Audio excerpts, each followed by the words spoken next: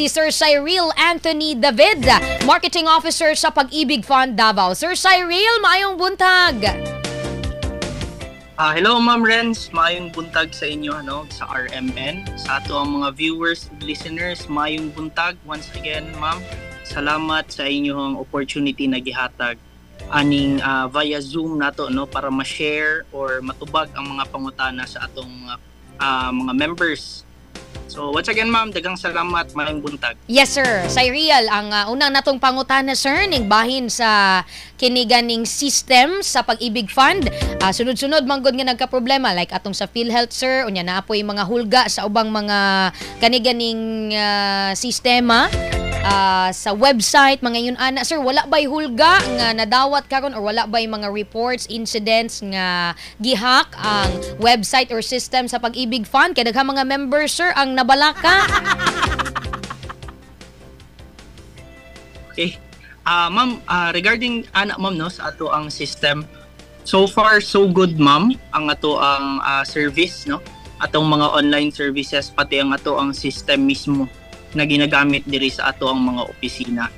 Continuous ta sa development ma'am sa ato ang mga online services, sa ato ang system. Nakabantay dira 24/7 ang ato ang mga IT personnel. So far so good, wala tay hulga ma'am o medyo solid pod ang ato ang security in terms sa ato ang system. Maayo sir, salamat kaayo ana nga good news. Dinhi ko sir, laing pang good news kay naamay gibalita karon ang Pag-ibig bahin sa kining Pag-ibig acquired assets. Paunsa daw sir maka-apply ni ana, naaba daw na dinhi sa Davao.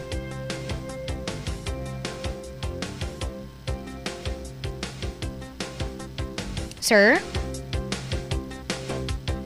Sir Cyril? Ding sa acquired assets, yes sir, sorry. Yes sir, go ahead sir, sorry naagid ta ana permi So ang atong acquired asset moagi na siya tulo ka biddings natay first tulo ka auctions natay first public auction, natay kung unsa ang mga wala nahalin sa first public auction ibaligya na siya usab sa second public auction.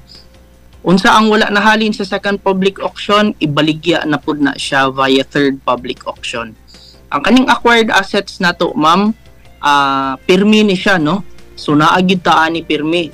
Ang atong buhaton aron nga maka-apply kita sa acquired assets, kailangan member ta for at least 24 months sa Pag-ibig.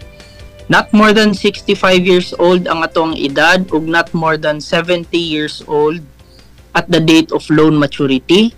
Naakitay kaning ginatawag nga proof of income or source of fund so kana siya importante gina siya.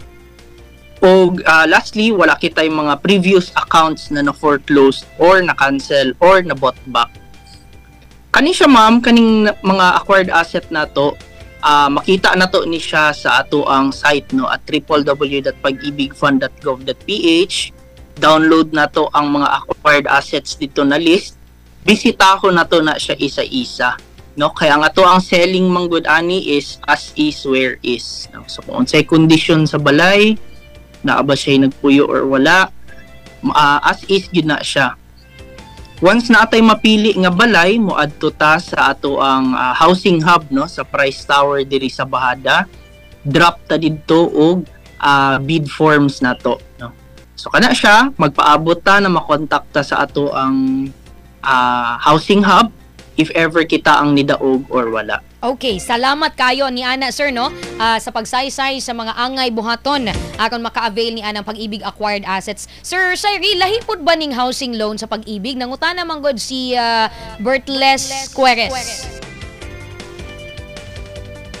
Hello ma'am, pwede to pausab ma'am, medyo nawala ang audio ma'am. Yes po sir, lahi pod ba ning mag-apply og housing loan sa Pag-ibig? Kay nangutana si Bertles. Ma'am, wala gi audio ma'am. Sorry kaayo. Okay, sige po. Akong sulayan pagbalik sir. Kining halahi pod ba daw ning housing loan sir sa Pag-ibig, sa Pag-ibig acquired assets or isa ka na sila? Si Pag-ibig housing loan ma'am, klase-klase manggod na siya si acquired asset isa na siya ana Sa Pag-ibig housing loan manggod naakitay kaning ginatawag natong acquired asset. natay kaning purchase of house and lot. If ever natay pampatindog og balay pero wala tay lote, pwede ta mag-purchase of lot lang. Kung naapod tay existing lote, wala lang tay pampatindog og balay, pwede ta mag-construction of house. No, so kana siya ma'am, si acquired asset part na siya sa ato ang Pag-ibig housing loan. Okay, sige. Thank you, sir. So, may ni Ana, naipangutana si Alain Trazona Bastinen. Pwede ba daw mag-transfer from home loan nga bank to Pag-ibig daw, sir? Ma'am, pwede ko pa-repeat. Yes po, sir. Pwede ba daw mag-transfer from home loan bank to Pag-ibig daw, sir? Pangutana ni Trazona. Okay. Yes ma'am, pwede kaayo na siya i-transfer, no? So adto kita og housing hub, no? Sa Price Tower aron nga ma-inquire nato ang specific requirements dito. Kay kana siya napod na siya specific requirements niya ma'am. Pero pwede kaayo nato na ipa-transfer from bank to Pag-ibig. Okay, sige. Thank you, sir. Sir, naatay caller na speakers linya karon. Gusto siya mangutana directly sa Pag-ibig Fund. Atong hinabion, maayong buntag, ma'am or sir. Hello po, good morning. Hello? Yes po, maayong buntag. Hello, good morning. Yes, ma'am. Unsa tong pangalan, ma'am? Mayris Yes, ma'am, may reach. Taga-asa ta? sa Sandawa po. Sandawa. Yes, ma'am. Naaya tong kauban sa live via Zoom si Sir Cyril sa Pag-ibig Fund. Unsay imong pangutana, ma'am? Kay para direct pud nimo madawat imong tubag. Go ahead po. Mga tanaw sa inyong classes na change status sa Pag-ibig. Okay. Pag magpa-change status ka, ma'am, no? Tama, no? Yes, ma'am. Okay, sige. Mangutano nato Sir Cyril. Sir Cyril, nangutana si Ma'am Mayrish kung paunsa daw magpa-change status. Unsay process ug requirements daw po? Okay. Ma'am, regarding sa ato ang change status, no? Ang kailangan lang nato anak ma'am is ang ato ang marriage certificate if ever single to married ta, or naputay ginatawag nga kanang change of employment status, or naaputay kaning mga married to single. Depende na siya ma'am kung unsa ang imuhang ipa-change. Ang kailangan lang nimo dira ma'am is moadto ka sa nearest Pag-ibig Fund branch. Dalahon nimo ang imuhang supporting document. If ever single to married, for example, dalahon nimo ang imuhang marriage certificate, no? And then isa ka valid ID. And then naalang kay form ana fill upan dito ma'am, within the day approved na siya, no? So kato lang siya ma'am ang kailangan. Supporting document, isa ka valid ID, then naa kay form na fill upan sa branch. Okay, Ma'am Mayrish, nakuha ba nimo tong tubag ni Sir Cyril po? Yes, ma'am. Salamat kayo. Yes, ma'am. Salamat po kayo. Na kay follow-up question po? Wala na, ma'am. Kasi salamat kayo. Salamat po kayo sa pagsalig sa serbisyong straight to the point. Sir Cyril, naapay dugang pangutana din si Ma'am Rachel Kalibayan nga taga Bukana dinhi sa Davao City. Pwede ba daw ma-withdraw ang remittance sa Pag-ibig kay pila ka years po daw dapat para pwede po daw ma-withdraw ang katong ihang contribution? Okay. Regarding sa ato ang withdrawal ma'am, no? Natay ginatawag nga membership maturity. The membership maturity 20 years na ka, no? Or 240 months. Pag ma-reach na ato na siya, automatic pwede na to withdrawon ang ato ang remittances plus dividends earned sa Pag-ibig. Naputay ginatawag ma'am na kaning retirement, no? At the age of 60 to 65, pwede na to na siya ma-withdraw. Kaning permanent departure from the country, kana siya, pwede po na to na siya ma-withdraw.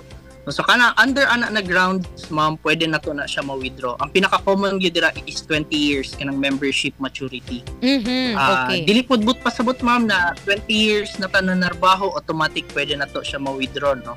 Ang basis gyud na to anak ma'am is 240 monthly contributions. Kaya namang goy uban, though 20 years na sila nagtatrabaho, pero ang ilang contributions putol-putol, no? So kana siya, dili na siya ang basis, 240 monthly contributions with total of 20 years na siya. Okay. Pag ma-reach na to na siya, Yes pwede po. na kayo na withdrawon ang ato ang pag-ibig remittances. If Ah. ever po, additional lang, Mhm. if ever po ma'am na nag 240 months na ta, no? And then wala pa tay 65, ang ato ang remittances ana magpadayon gihapon. Ang second withdraw Yes, sir. Go ahead, sir. na to is upon retirement na. Unsa to, sir? Ang katong last mo giingon po? Kato siya ma'am, additional if ever lang ma'am no na nag 20 years na ta, no, or naka-withdraw na ta sa 240 months and then medyo bata pa ta, wala pa ta nag 60, mo continue lang ang ato ang remittances ana as long as nagatrabaho pa ta. So ang second withdrawal nato sa ato ang remittances plus dividends earned is upon 60 to 65 na nato retirement age. Ay, ana day na. Salamat kay sa impormasyon, at least kabalo na po go, sir. Para na ako'y withdrawon pohon. Ay. Kaluyan. Bitaw, Sir Cyril, before ang inyuhang announcements di as pag-ibig, naipangutana si Ma'am Cheryl Tampos, kataga Barangay Ilang, Amparo Village. Nado siya loan sa pag-ibig mga 6 years ago na daw to, sir. Wala gid daw intawon niya mabay kay. Maningil pa ba daw gihapon mo, sir? Or pwede na ba daw siya maka-reloan? Okay, so regarding sa pangutana ni ma'am, no? Actually, common gina siya. Daghan members na mag-uol kay siyempre, ang impression nato pag dili ta makabayad sa loan, magtubo lang na siya ng magtubo, no? Pero with Pag-ibig Fund, ma'am, lahi na siya. Kung mapansin ninyo, upon filing sa inyong loan, ang ihatag sa inyo is 80% only sa inyong savings. Kung say reason, ana, kay pag 6 months delinquent ta, meaning 6 months dili ta makabayad, for offsetting na ng ato ang loan, no? So meaning, if fully paid ni Pag-ibig ang imuhang loan gamit ang imuhang savings. So kato siya, maunang 80% lang yun ang among ihatag sa inyo as multipurpose loan. Kay aron nga, if ever ma-offset, naapatay 20% mabili na savings. Alright. So kato siya, if ever 6 years na ka ma'am, wala nakabayad sa imuhang loan, ayaw kaguol na offset na to siya. Bayad na to siya gamit ang imuhang savings kay Pag-ibig. Okay, thank you so much, Sir Cyril. Mga dugang announcements di sa opisina, Sir Cy. Go ahead po.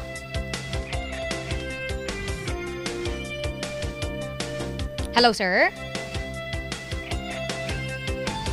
Yes, sir. Go ahead po. Ang dugang mga announcement ninyo di sa opisina, sir. Ay, okay.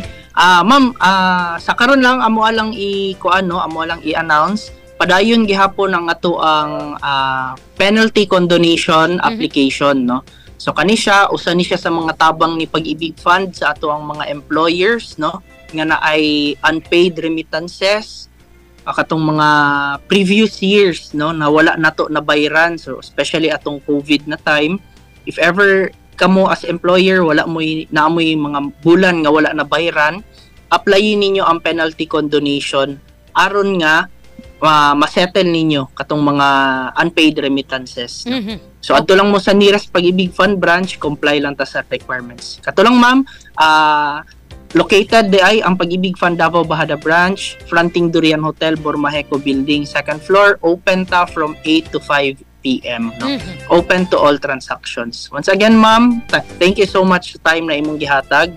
Sa atong members, if ever natin mga queries, pangutana, pwede lang kayo mininyo i-contact via 2270463 or email us at davao_med@pagibigfund.gov.ph. Good morning, ma'am. Once again, thank you. Yes, sir. Thank you so much, Sir Cyril Anthony David, Marketing Officer mga igala sa Pag-ibig Fund Davao.